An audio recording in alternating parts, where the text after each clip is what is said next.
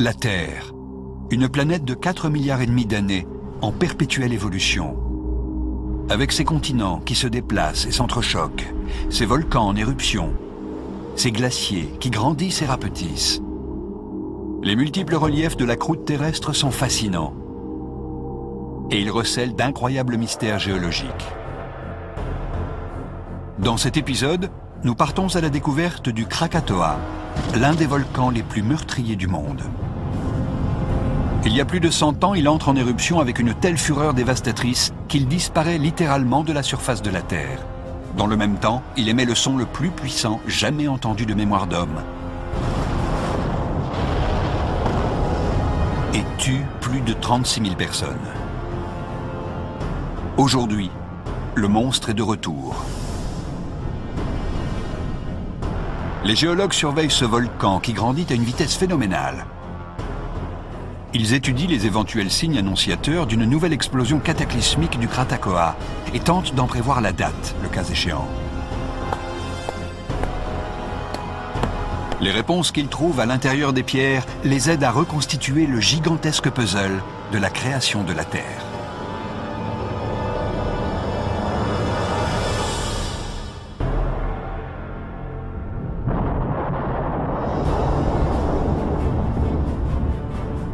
Le Krakatoa est l'un des volcans les plus dangereux que le monde ait jamais connu.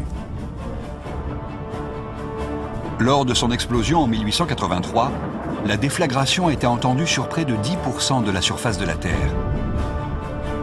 Ce coup de semonce planétaire démontre le pouvoir terrifiant des volcans.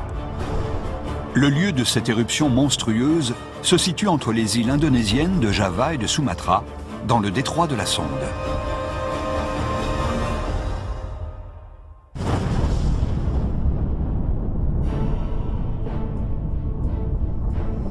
Aujourd'hui, un nouveau volcan revendique la place laissée vacante par son prédécesseur. Il s'appelle l'Anak Krakatau, ce qui signifie « l'enfant du Krakatoa » en indonésien.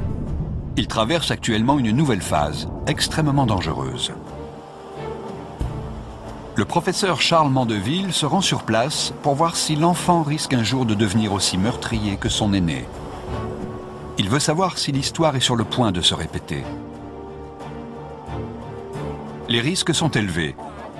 Pour l'heure, les plus exposés sont le million de personnes vivant à Java et Sumatra, dans un rayon de 80 km autour du volcan. Regardez ça, on a droit à une petite explosion. J'ai suivi ce genre de choses sur Internet depuis mon bureau, mais c'est vraiment bien d'y assister à nouveau en direct. J'ai remarqué en arrivant que le volcan avait grandi d'environ 100-120 mètres depuis la dernière fois que j'ai escaladé son cratère en 1990.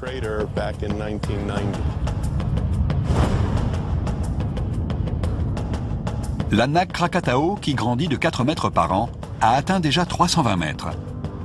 Il est à la fois le plus jeune volcan de la planète et celui qui se développe le plus rapidement.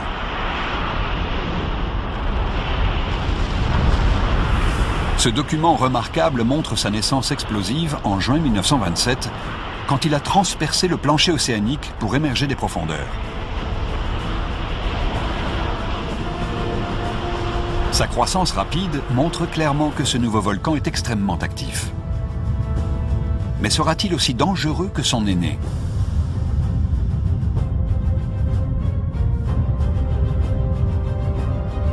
Ces éruptions sont toujours accompagnées d'une série de secousses. Pour les géologues, ces petits tremblements de terre sont la preuve que le volcan entre dans une phase plus destructrice. Des sismographes ont été enfouis sur les pentes de l'Anak Krakatau pour enregistrer cette activité souterraine. Mais ces petites secousses ne sont pas les seuls indices d'une dangereuse activité volcanique. Une indication beaucoup plus anodine se trouve juste sous les pieds de Charles Mandeville. Les plages de sable noir sont très communes dans les régions volcaniques. Les minéraux et les fragments de verre présents dans les cendres que le volcan rejette ont cette couleur typique, noire et grise comme le charbon. Et en général, ces matériaux s'effritent facilement après un temps géologique relativement court. Mais on les trouve sous leur forme originelle lorsqu'on se trouve à proximité d'un volcan en activité. Il est rare que l'Anak Krakatau soit complètement silencieux. Mais son niveau d'activité en 2008 prouve que le volcan est devenu particulièrement violent. Pour évaluer à quel point il peut représenter un danger dans un futur proche, les détectives des volcans doivent se plonger dans leur livre d'histoire pour comprendre pourquoi le Krakatoa a été aussi destructeur. Cette histoire fascine les géologues depuis plus d'un siècle. Ce qui m'a fait me diriger vers la volcanologie, c'est l'éruption de 1883. J'ai étudié ça à l'école et je me souviens avoir trouvé ça incroyable qu'une île puisse exploser et disparaître. Qu'est-ce qui se passait? C'était quoi le truc? Comment ça se produit et est-ce que ça peut se reproduire ailleurs?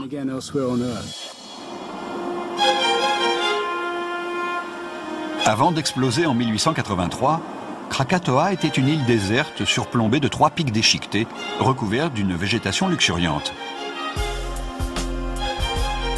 Elle fait partie des Indes orientales néerlandaises, un florissant carrefour commercial international.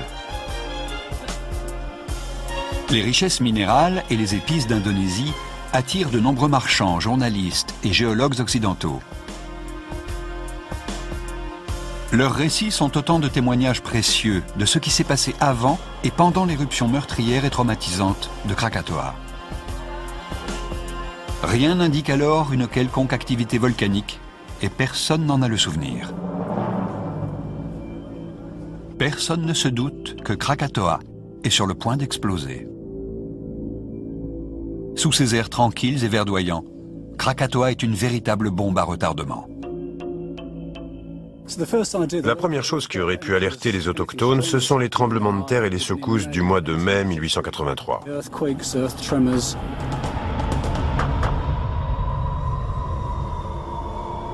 Ces secousses atteignent Batavia, la capitale des Indes néerlandaises, à plus de 150 km de là. Rares sont ceux qui se doutent que l'île de Krakatoa, qui se profile à l'horizon, est responsable de ces secousses, qui sont le premier indice de sa force meurtrière.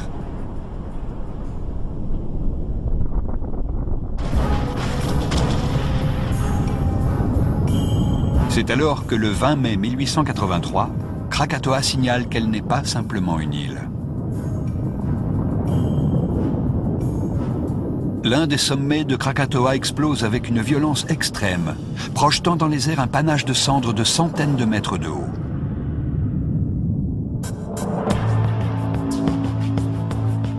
Mais après ces premiers feux d'artifice, l'activité semble s'arrêter. La population locale pousse un soupir de soulagement. Dès que tout danger est écarté, le gouverneur des Indes néerlandaises envoie une équipe de géologues sur l'île à la fin du mois de mai, où ils observent stupéfaits le paysage dévasté et le cratère encore fumant. Leur compte-rendu détaillé offre aux géologues modernes un premier élément de réflexion sur ce qui se cache derrière la puissance phénoménale du Krakatoa. Clé est une couche de pierre ponce de 30 cm d'épaisseur qui recouvre les rivages de l'île. Ces pierres sont de la lave solidifiée qui provient du cœur du volcan et elles sont couvertes de bulles. Ces bulles prouvent aux géologues que le Krakatoa est un stratovolcan. Ces volcans sont les volcans classiques qu'on étudie dans les livres. Ils ont des pentes abruptes comme des montagnes presque triangulaires. Ce sont les volcans les plus dangereux de la planète. Ils sont alimentés par de la roche en fusion, qu'on appelle de la lave ou du magma quand elle est souterraine. Le magma qui coule dans ces volcans est de la dynamite liquide. Les stratovolcans sont dangereux à cause de la lave qu'ils rejettent. Cette lave qui sort des stratovolcans est très collante, visqueuse. Et le danger vient de ce que cette lave visqueuse contient de grandes quantités de gaz. Les bulles présentes dans la pierre ponce découverte sur Krakatoa en 1883 signalent que le magma est bourré de gaz explosifs. Comme le magma est visqueux, c'est-à-dire qu'il est épais et qu'il s'écoule lentement, les gaz ont du mal à s'échapper. La formation des bulles de gaz dans la lave collante peut devenir suffisamment puissante pour déchirer la lave et en même temps faire éclater le volcan. Tout ça devient explosif et provoque une activité volcanique très dangereuse. Le magma du Krakatoa possède une autre caractéristique meurtrière. Dans certains cas, la lave devient tellement visqueuse qu'elle se fige. Elle congestionne ou étouffe le volcan et forme une sorte de bouchon. Ce qu'il se passe, c'est qu'avec le temps, de plus en plus de magma remonte et reste coincé sous ce bouchon.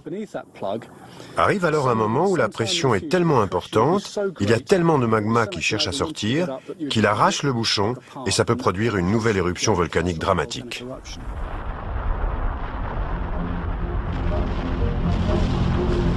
Et c'est exactement ce qui s'est produit à Krakatoa ce 20 mai 1883. Après ça, il est resté à peu près calme tout l'été, mais c'est typiquement le genre de calme qui précède la tempête. L'enquête concernant le pouvoir meurtrier du Krakatoa révèle des indices importants. Les fréquents tremblements de terre qui se produisent aujourd'hui sur l'Anak Krakatao prouvent que le volcan est toujours dangereux. Les pierres ponces de 1883 indiquent que le Krakatoa est un stratovolcan. Sa lave, visqueuse, riche en gaz, le rend dangereusement explosif. L'éruption du Krakatoa au mois de mai 1883 est spectaculaire, mais sous la surface, le volcan refait le plein. Une éruption encore plus puissante rassemble des forces insoupçonnées et titanesques.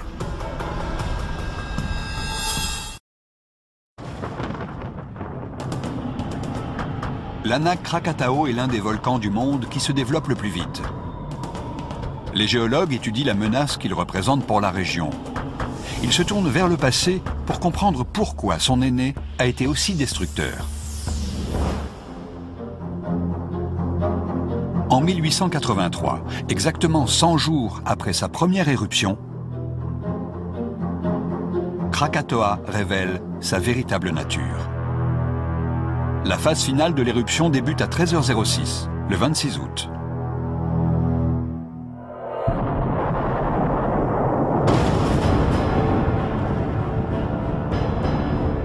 Les trois sommets entrent en éruption en même temps, crachant dans le ciel d'énormes colonnes de cendres et de fumée d'une hauteur stupéfiante de 27 km.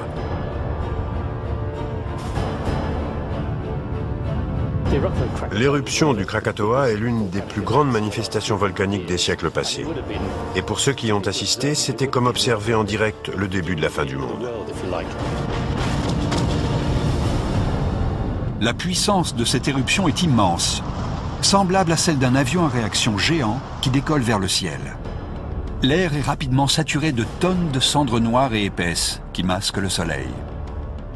La température devait être étouffante à cause de toute la cendre dans l'atmosphère. Et si vous étiez très près, par exemple sur la côte ouest de Java, vous aviez de la cendre dans la gorge et dans les yeux. Ça devait vraiment ressembler à l'enfer. Un cauchemar qui ne semble pas vouloir s'arrêter. Le lendemain matin de ce 27 août 1883, cela fait plus de 14 heures que les trois cratères du Krakatoa sont déchaînés. Puis, entre 5h30 et 10h02 ce matin-là, une série de 4 explosions assourdissantes enveloppe les îles.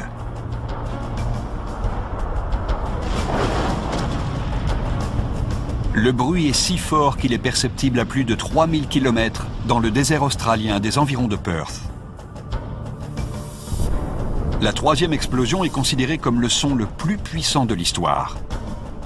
L'équivalent de 200 mégatonnes de TNT, soit 13 000 fois la bombe atomique qui a détruit Hiroshima.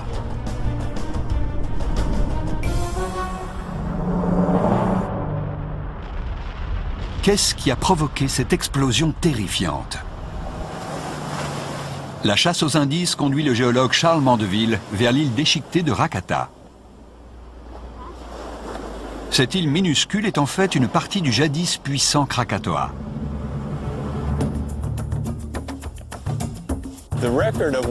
Des témoignages de ce que le volcan a fait du 20 mai au 26-27 août sont présents sur l'île dans les couches de sédiments qui ont été préservées par la jungle.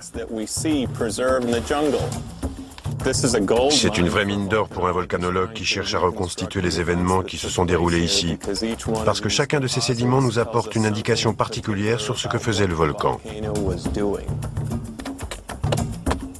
Cette pierre ponce est sortie du cœur du volcan en 1883. D'après Charles Mandeville, elle détient le secret de la force qui a détruit Krakatoa.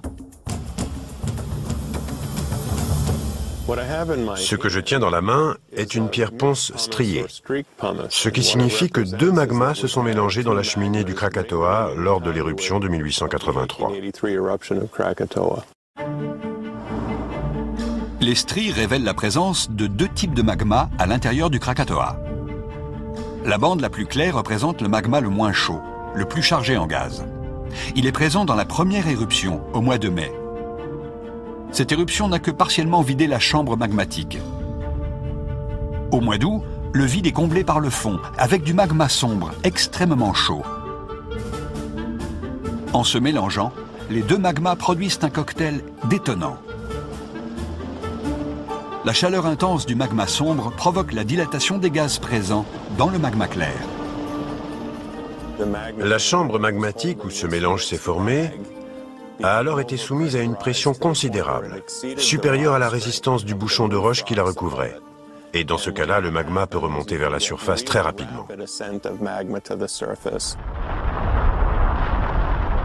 Quand le magma explose à la surface, il projette des tonnes de pierres en produisant une détonation assourdissante. C'est le bruit le plus fort jamais entendu de mémoire d'homme. La pierre ponce striée sur le Rakata prouve que c'est le mélange de magma qui a déclenché l'explosion. Mais le Krakatoa n'est pas seulement le volcan le plus bruyant de l'histoire de l'humanité, c'est surtout un tueur.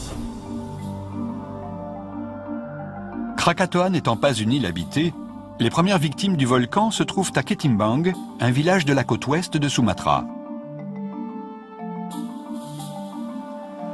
Pourtant, Ketimbang se trouve à 30 km de Krakatoa, dont le village est séparé par les eaux du détroit de la Sonde.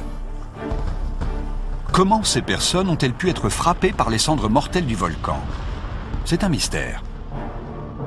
Pour le résoudre, une seule solution, retourner sur les lieux du crime.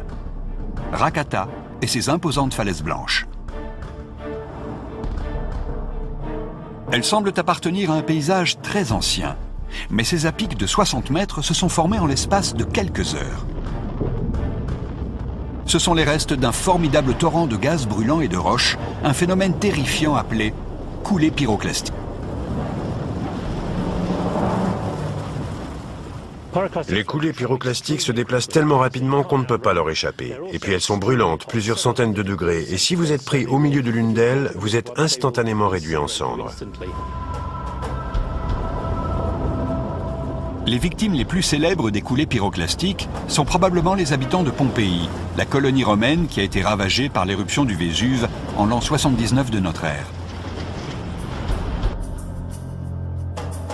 Ces restes, parfaitement conservés, témoignent de la puissance de ces terribles avalanches. La plupart des gens ne meurent pas à cause des brûlures, mais à cause des gaz brûlants qu'ils respirent et qui détruisent la trachée artère et les poumons instantanément. Après 2 inspirations, vous êtes mort. La taille imposante des falaises de Rakata laisse penser aux géologues que les coulées pyroclastiques rejetées par le Krakatoa atteignaient 860 mètres de haut. Pourtant, c'est de l'autre côté du détroit de la Sonde que se trouvent les victimes de ce torrent mortel. Ce qui se produit ensuite est absolument incroyable. Les coulées pyroclastiques se produisent au ras du sol. En d'autres termes, elles suivent la surface du sol à mesure qu'elles descendent. Mais la couche supérieure, chargée de gaz, est de faible densité. Donc, quand une coulée atteint la mer, la partie dense plonge dans l'océan et la partie riche en gaz brûlant poursuit sa route et file sur la crête des vagues. Il n'y a pratiquement aucun frottement entre le gaz et l'eau. Il peut donc parcourir une très longue distance. Plus de 2000 personnes meurent à Kettingam à cause des débris brûlants du Krakatoa qui traversent les 30 km de mer qui les séparent du village à une vitesse stupéfiante de 300 km/h.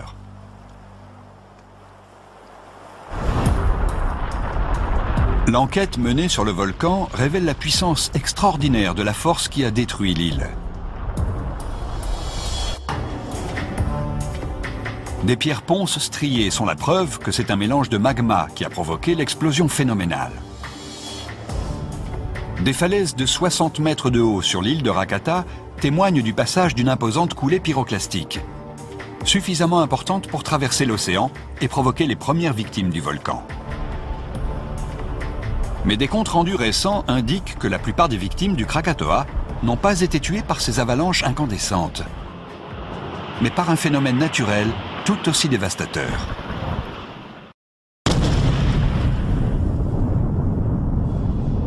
Août 1883. La deuxième éruption du Krakatoa se produit. C'est la plus meurtrière. Plus de 2000 personnes sont tuées par les coulées pyroclastiques brûlantes. Mais le pire reste à venir. Ces rochers monumentaux se trouvent sur le rivage d'Anjer, à Java, à 35 km du Krakatoa. Ils sont un indice capital des ravages commis ici par le volcan et un rappel brutal de ce qui pourrait se reproduire un jour. Ils sont en corail, et le corail ne pousse que sous l'eau. Seule une force immense libérée par le Krakatoa a pu les déposer ici.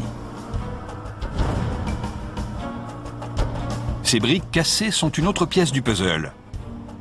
Elles sont tout ce qu'il reste d'un phare qui était autrefois l'un des bâtiments les plus solides de la côte javanaise, mais pas suffisamment pour résister au Krakatoa. Je me trouve au sommet du nouveau phare d'Anjer. Il s'élève à 37 mètres au-dessus du niveau de la mer et a été construit 2 ans après l'éruption du Krakatoa en 1883. De l'ancien phare, là en bas, il ne reste plus que quelques briques parce qu'il a été rasé par un énorme tsunami. Des témoins oculaires décrivent avec précision la dimension de cette vague terrifiante. Le temps d'évaluer la vitesse de la vague, et l'eau avait déjà atteint la hauteur où je me trouve. La puissance meurtrière du Krakatoa provoque maintenant la formation d'un mur d'eau géant qui se précipite vers les rivages d'Anjer. Je crois que tous ceux qui vivaient sur les côtes occidentales de Java ou méridionales de Sumatra ne se doutaient pas qu'ils allaient affronter un tsunami comme celui-ci. Et surtout, personne ne pouvait survivre à de telles vagues. On peut imaginer la puissance de la vague en voyant ce bloc de corail de 600 tonnes qui a été arraché au plancher océanique et qui a totalement détruit le phare. Toujours présent aujourd'hui, il est l'une des preuves les plus parlantes de la puissance exceptionnelle de l'éruption du Krakatoa en 1883. La même vague qui a emporté ce rocher a détruit des maisons, des villages, des voies ferrées, ne laissant derrière elle que des décombres. Elle a également soulevé et déposé un bateau à vapeur hollandais, le Beroe, 3 km à l'intérieur des terres.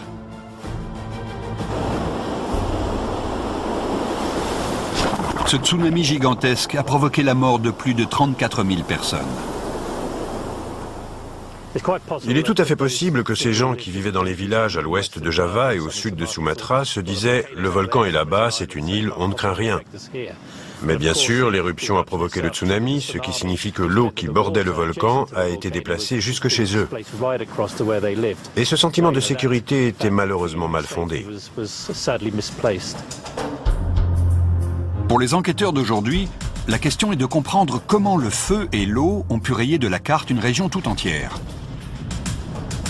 Les preuves se trouvent dans les décombres du volcan lui-même, sur l'île de Rakata, dernier vestige des 3 sommets de Krakatoa.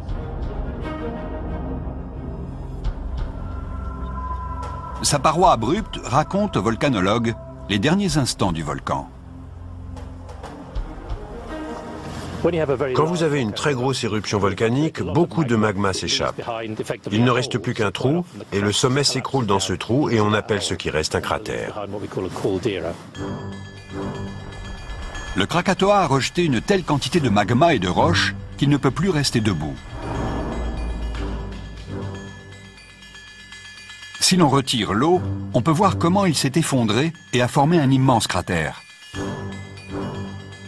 Cette falaise derrière moi correspond au bord du cratère de 1883. Sous le bateau, la profondeur de l'eau est 40 fois plus importante que les fonds marins autour de nous. La taille de cet effondrement est assez grande. Le cratère qui s'est formé est d'environ 4 km du nord au sud et 8 km d'est en ouest. Cet immense effondrement ne s'est produit qu'une seule fois dans l'histoire de l'humanité. Le poids et la puissance de ces terrifiantes coulées pyroclastiques du Krakatoa, associés au formidable effondrement qui a suivi, sont plus que suffisants pour provoquer un raz-de-marée. L'énigme concernant la formation de ce tsunami gigantesque est enfin résolue.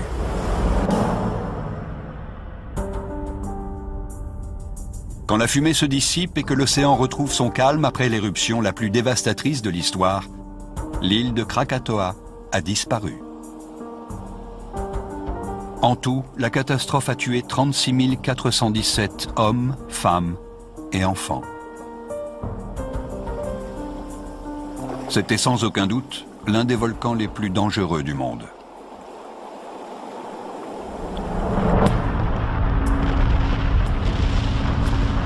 Alors qu'ils enquêtent sur l'éruption de 1883, les scientifiques découvrent de vieilles coulées de lave cachées dans la jungle et au fond de l'eau. Le monstre de feu n'en était pas à son coup d'essai. Mais en recherchant l'âge des coulées de lave, les scientifiques se heurtent à un problème. Les datations au carbone 14 situent l'éruption entre le 1er et le 13e siècle, un écart de 1200 ans.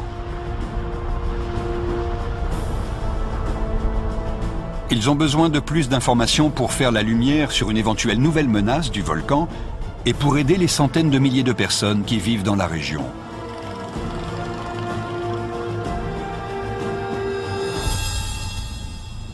Mais les pièces à conviction se sont envolées.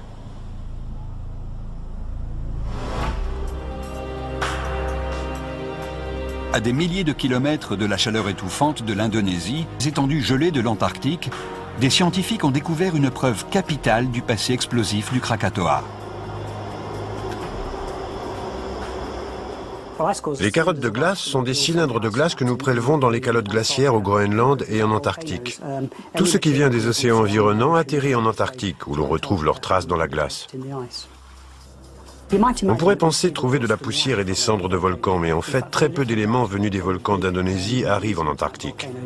Par contre, on trouve de l'acide sulfurique. Les grands volcans rejettent beaucoup de dioxyde de soufre, qui se transforme en acide sulfurique et dont on peut mesurer la présence dans la glace.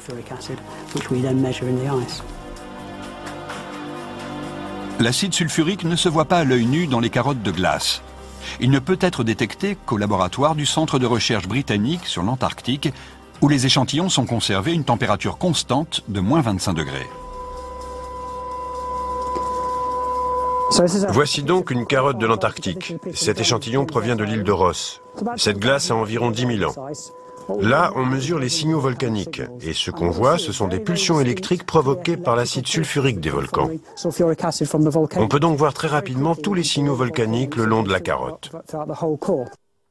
L'un des signaux les plus importants retrouvés dans la carotte de glace viennent de l'éruption du Krakatoa en 1883.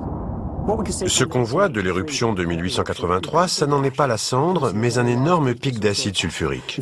C'est l'un des plus gros signaux qu'on ait au cours du dernier millénaire. Il est tellement important qu'on le considère comme un horizon de référence. Chaque carotte de glace est comme le journal de bord du climat de la Terre. Chaque couche représente une année. De même que l'on peut compter les cernes d'un arbre, les scientifiques peuvent compter les couches de glace pour déterminer la date exacte d'une éruption. En remontant le temps à partir de 1883, on observe un énorme pic dans les niveaux d'acide sulfurique au cours de l'année 535. Il témoigne d'une puissante éruption à la fin de l'Empire romain, bien plus importante que celle du Krakatoa en 1883.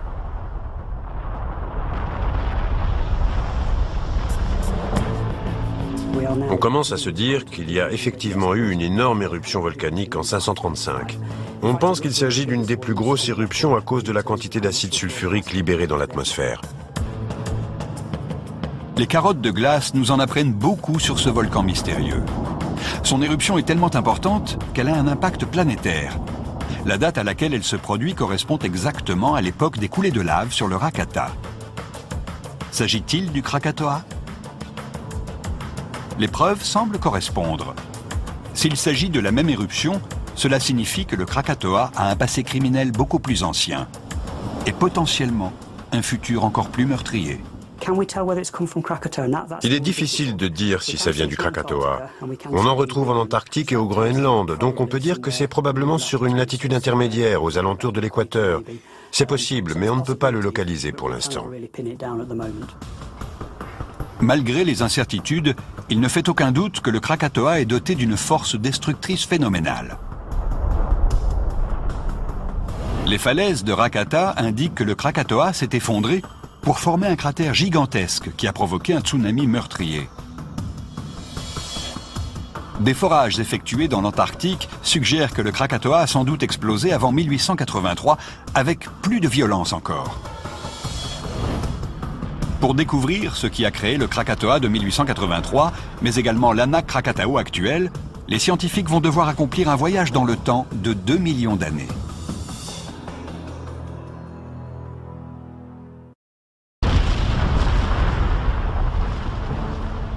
Les origines de la puissance terrifiante du Krakatoa sont demeurées un mystère pour les scientifiques pendant des siècles.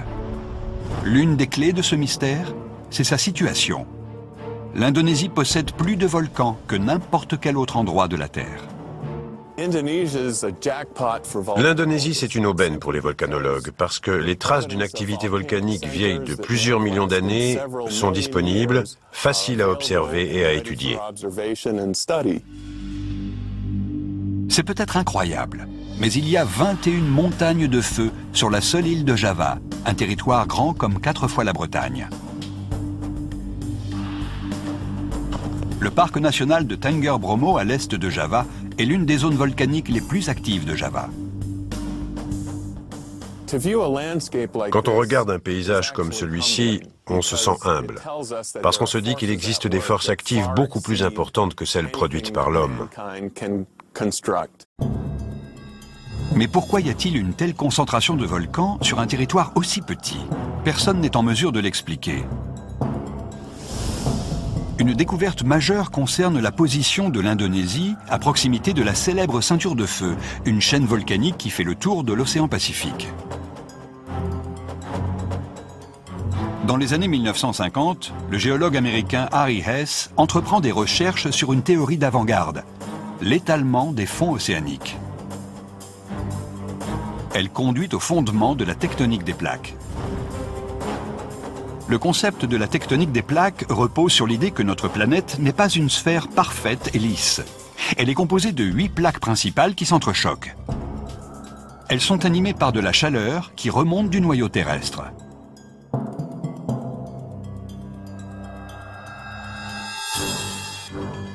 Ici, en Indonésie, les plaques entrent en collision plus vite qu'à n'importe quel autre endroit de la planète. Les volcans se forment quand la plaque océanique plus lourde s'enfonce sous la plaque continentale plus légère. On appelle ce phénomène la subduction. À mesure que la roche s'enfonce dans les profondeurs de la Terre, elle entre en fusion et produit du magma. Au bout de plusieurs milliers d'années, ce magma forme une vaste chambre magmatique à plusieurs kilomètres sous terre. Finalement, la pression provoquée par le surplus de magma devient trop forte pour l'écorce terrestre. Le magma se ferait alors un passage vers la surface dans une tempête de cendres brûlantes et de lave bouillante. Un volcan est né. Dans le cas de l'Indonésie, il s'agit d'un pays construit presque entièrement par les volcans. La majeure partie de l'Indonésie, en fait, est composée de volcans qui ont commencé à grandir sous l'océan.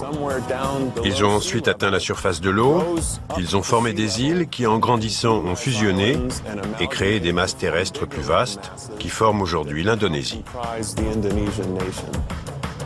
En s'appuyant sur la théorie des plaques tectoniques, les scientifiques peuvent remonter le temps. Il y a 45 millions d'années, la plaque australienne commence à remonter vers le nord rapidement. L'archipel indonésien commence alors à émerger de l'océan au point que les deux plaques entrent en collision. De très nombreux volcans entrent en éruption alors que la plaque australienne s'enfonce dans les entrailles de la Terre. Le Krakatoa est un produit de ces forces en mouvement. Il y a 2 millions d'années, à l'époque où nos ancêtres humains font leurs premiers pas sur Terre, le volcan voit le jour.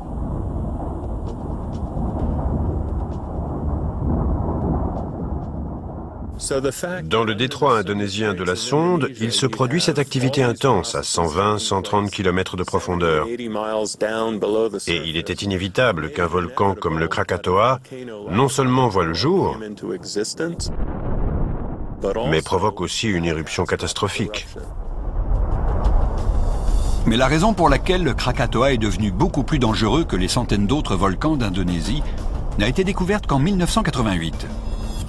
Les scientifiques remarquent qu'une vaste succession de tremblements de terre se produit sous le détroit de la Sonde. Les séismes sont fréquents le long des frontières de plaques, mais une telle quantité bat tous les records. Cet élément capital permet aux scientifiques d'identifier avec certitude le facteur meurtrier du Krakatoa. Sous le volcan, au milieu du détroit de la Sonde, la zone de subduction est déformée. Elle tord et déchire l'écorce terrestre et fournit encore plus de matière pour alimenter l'immense chambre magmatique du Krakatoa.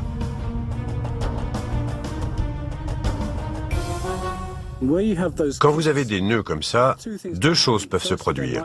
Tout d'abord, des tremblements de terre plus fréquents parce que le nœud lui-même commence à se déchirer. Et deuxièmement, l'emplacement du nœud peut générer plus de fusion. Et c'est cette fusion qui se produit dans le manteau qui, pour finir, provoque l'éruption des laves vers la surface. Les origines du Krakatoa sont enfin connues. Les centaines de volcans d'Indonésie montrent que ce pays repose à la frontière très instable de deux plaques. La fréquence particulièrement élevée des secousses indique que le Krakatoa repose sur un nœud dans la zone de subduction. Mais les scientifiques peuvent-ils utiliser ces informations pour anticiper l'avenir du Krakatoa? Une nécessité qui est aujourd'hui plus importante que jamais, puisque le volcan est de retour et qu'il grandit de jour en jour.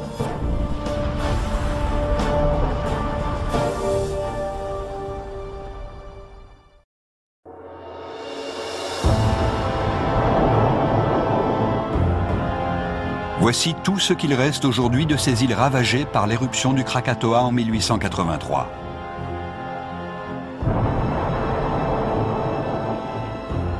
Mais nous comprenons désormais mieux que jamais ce qui a provoqué cet événement.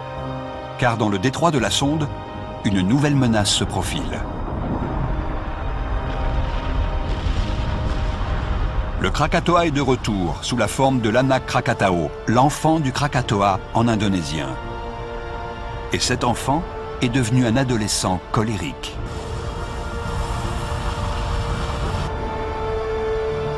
Comme un phénix renaissant de ses cendres, l'Anak Krakatau grandit sur l'emplacement même de l'ancien Krakatoa.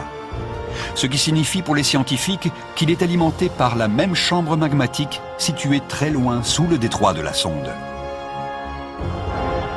Cet héritage mortel indique que l'Anak Krakatau est peut-être le volcan le plus dangereux de la planète. Mais quand la catastrophe va-t-elle se produire? Depuis ses débuts explosifs en 1927, l'Anak entre régulièrement et violemment en éruption. C'est l'un des volcans dont la croissance est la plus rapide du monde, et à ce titre, cette montagne de 320 mètres de haut mérite d'être observée. Prévoir avec exactitude le déclenchement d'une éruption majeure est difficile. Mais il existe des signes avant-coureurs. Des secousses souterraines sont le signe indéniable que le magma à l'intérieur du volcan commence à bouger. On a des sismomètres installés sur le volcan qui nous préviennent quand les roches se brisent. Pas seulement dans le conduit, mais à la subsurface, et qui annoncent l'arrivée de magma frais dans l'édifice, à l'intérieur du cône. Ces informations sont transmises par signal radio à une station de surveillance du continent qui fonctionne 24 heures sur 24. Il dispose d'une simple échelle de 1 à 5 pour mesurer la menace.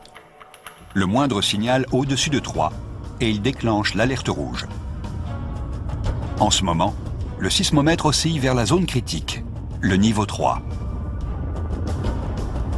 Le type de magma qui remonte du volcan est un autre élément qui permet aux géologues de détecter l'éventualité d'une éruption majeure. Il est impossible cependant d'analyser le magma proprement dit, car il se trouve à plusieurs kilomètres sous terre.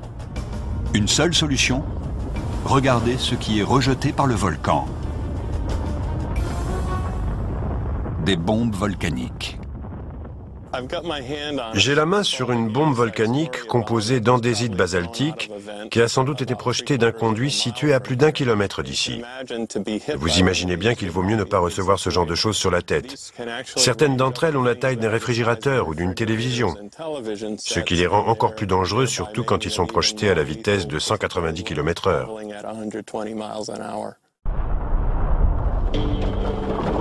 Mandeville analyse ces pierres faites d'andésite basaltique. Elles vont lui permettre d'identifier la composition du magma en profondeur. Ce que me dit cette pierre, c'est que les magmas rejetés par l'ANAC sont différents de ceux de l'éruption du Krakatoa en 1883. Cela était plus riche en silice et plus clair de couleur. Ils étaient beige très clair, voire blanc.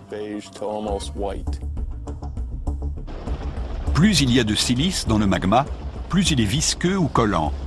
Et c'est ce qui a contribué à rendre l'éruption de 1883 aussi explosive. Dans ce cas, les gaz explosifs sont piégés dans le magma et la pression devient de plus en plus forte à mesure que le temps passe. Heureusement, la couleur foncée des bombes volcaniques de l'Anak Krakatau prouve que le magma est pauvre en silice. Et les gaz explosifs n'ont pas atteint le seuil critique de l'éruption de 1883. Mais ça peut changer. Avec le temps, un magma comme celui-ci peut se transformer en quelque chose d'aussi explosif. À mesure que l'Anak Krakatau grandit, le magma va sans doute devenir plus épais et plus visqueux. Comme chez son aîné, si le magma devient trop collant, il peut bloquer le conduit. Le silence devient alors un signal encore plus alarmant. Il peut signifier que la pression est de plus en plus forte à l'intérieur de la cheminée et annoncer l'imminence d'une nouvelle explosion cataclysmique en Indonésie.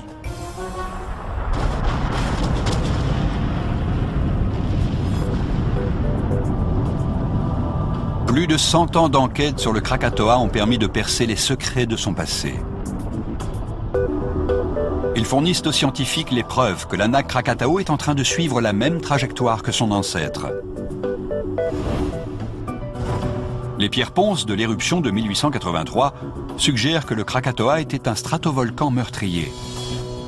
Des stries dans la pierre ponce indiquent que l'éruption gigantesque de 1883 a été déclenchée par un apport de magma très chaud. C'est ça qui a totalement détruit le volcan. Les restes de coulées pyroclastiques, 2 fois plus hautes que la Tour Eiffel, et l'immense cratère démontrent la puissance de l'éruption du Krakatoa en 1883.